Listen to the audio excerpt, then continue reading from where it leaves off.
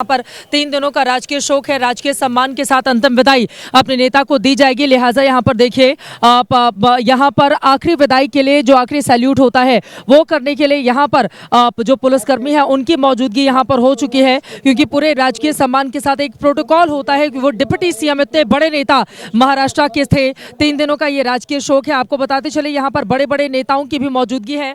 महाराष्ट्र मंत्रिमंडल के तमाम जितने भी मंत्री हैं तकरीबन ज्यादातर को मैं इस वक्त बैठे हुए देख पा रही हूँ, जो ठीक जहां पर अंतिम संस्कार किया जाना है, जहां पर चिता सजाई जाएगी, उसके ठीक बाई तरफ वो लोग बैठे हुए हैं। यानी कि किसी भी पार्टी से कोई लोग हों, खुद एनसीपी के 41 जो विधायक, एक को अगर उसमें से हम घटा दें क्योंकि बारामती से खुद अजित पवार यहां पर विधायक चुने गए थे, तो कुल 40 यहां पर विधायकों की मौजूदगी है। 10 जो एनसीपी शरद पवार गुट के विधायक हैं उनकी यहां पर मौजूदगी है।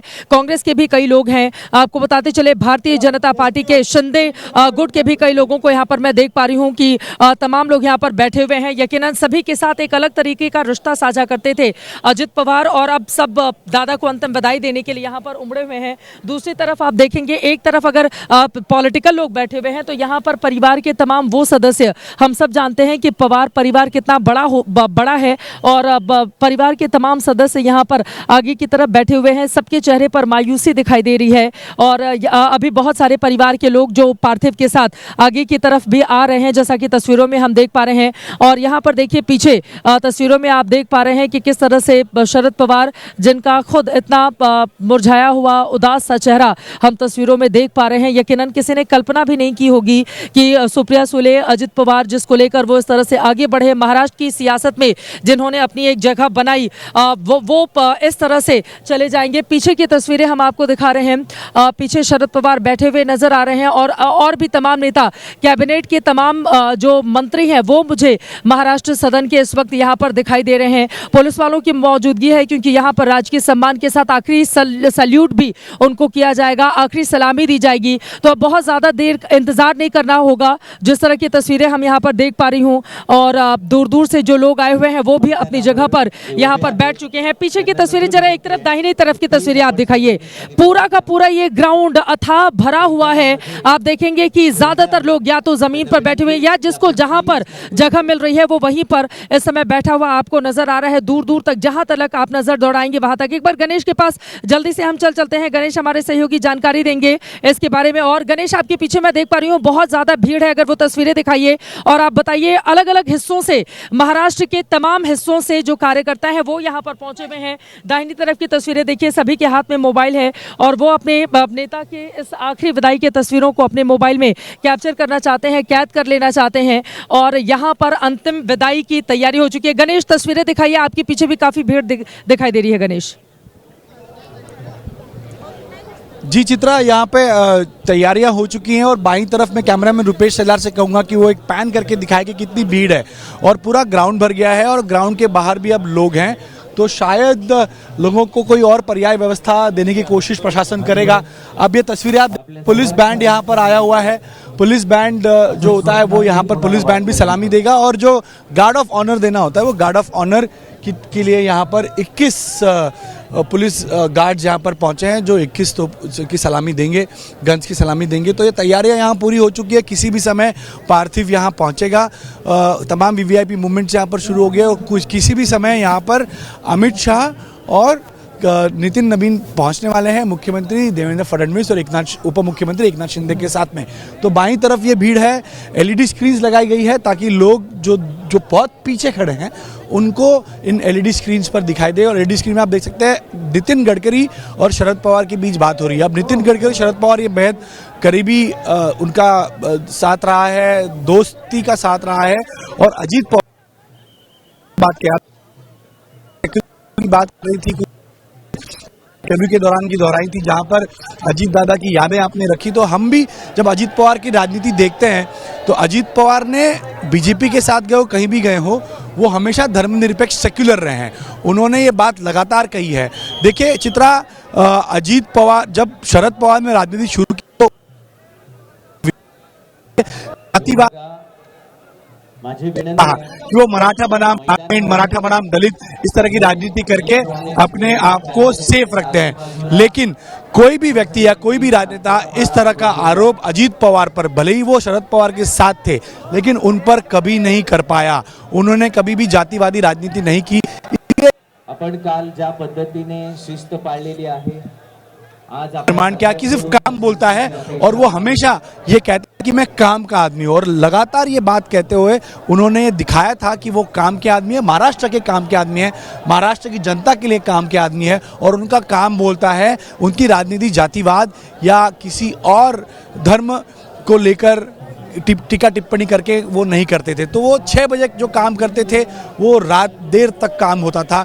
कई बार तो एकनाथ शिंदे जब मुख्यमंत्री थे तो वो ये कहते थे कि हम 3 शिफ्ट में काम करते हैं, मैं नाइट शिफ्ट में काम करता हूँ, देवेंद्र फडणवीस डे शिफ्ट में काम करते हैं, और मॉर्निंग शिफ्ट में अजीत दादा आते हैं जो सुबह 6 बजे का अपॉइंटमेंट देकर ज़रूरत पड़ी तो शाम देर रात तक वो काम करते। तो उन्होंने कभी घड़ी का काटा देखा नहीं, काम के वक्त वो काम करते थे। मुझे याद है कि सुबह 6 बजे अपने सेक्रेटरीज के साथ फाइलों को लेकर वो अपना एजेंडा सेट करते थे दिन का कि कौन सा आज रखना, और 9 बजे के बाद पार्टी का काम देखना शुरू करते थे। उसके बाद में अपॉइंटमेंट्स होती थी। तो अपने आप को काम में झोंकने वाला यह व्यक्ति है। देखिए, इसी वजह से 8:30 पर वो बारामती पहुंच चुके थे। सबसे पहली सभा 10 बजे की रखी थी उन्होंने, 6 बजे अपने घर से निकले थे मुंबई।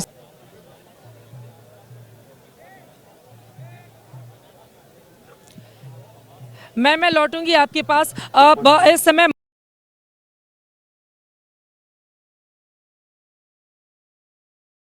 आप लगातार बैठे हुए स्टूडियो में अपनी साझा की है समय समय पर अजित पवार के साथ। महाराष्ट्र की राजनीति का वो एक ऐसा सितारा थे जो इधर रहे तो भी उतना ही चमकता था, उधर रहे तो भी उतना ही चमकता था। उनकी अपनी अलग कदकाठी थी, अपनी अलग पहचान थी जिसको लेकर वो आगे बढ़ते थे। मनीष जी, आप किस तरह से याद करना चाहेंगे? माफी के साथ मैं आपके पास बहुत देर से आ पाई हूँ, प्लीज।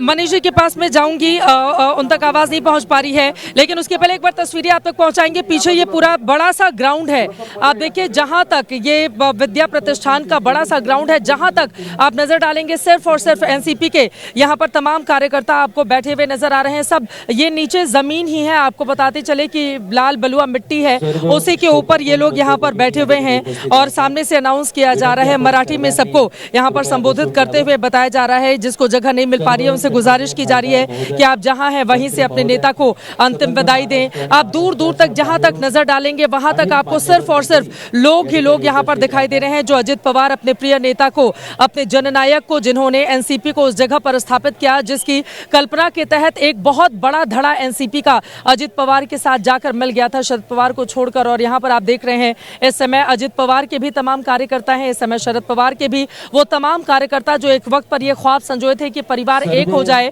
दोनों को ही वो इतना प्यार दुलार करते थे, लेकिन किसी एक को चुनना था तो कई लोग अजित पवार के साथ यकीनन 24 के विधानसभा चुनाव के दौरान चले गए थे। देखिए कितनी बुजुर्ग महिलाएं हैं यहाँ पर, ये लोग बैठी हुई हैं, दूर दूर से ये लोग यहाँ पर आई हुई हैं, कई महिलाएं यहाँ पर बैठी हुई हैं। आपको बताते चले 2024 का जब मैं चुनाव कवर कर रही थी महाराष्ट्र के अलग अलग हिस्सों में, तो मैंने एक चीज महसूस की, मैंने इसको लेकर सवाल भी पूछा था अजित पवार के साथ, क्योंकि उन्होंने पिंक कलर की थीम, वो गुलाबी रंग का साफा पहनते थे, वो गुलाबी रंग का जो हाफ जैकेट है वो पहना करते थे सफेद उस पर, और महिलाओं को लेकर कई तरह की योजनाओं का ऐलान भी उनकी ओर से किया गया था। एनसीपी ने अपना जो घोषणा पत्र तैयार किया था उसमें भी किस तरह से वो जब आएंगे तो क्या क्या कामकाज किए जाएंगे, अलग अलग हिस्सों में खासतौर से जो विधायक हैं उनके लिए अलग अलग घोषणा पत्र, बड़े प्लान तरीके से अजित पवार ने 2024 का विधानसभा चुनाव लड़ा था। जितने नेता यानी कि 59 जिन जिन सीटों पर उन्होंने विधानसभा का चुनाव लड़ा था, अलग अलग सीटों के लिए उन्होंने घोषणा पत्र वहां के स्थानीय लोकल मुद्दों के साथ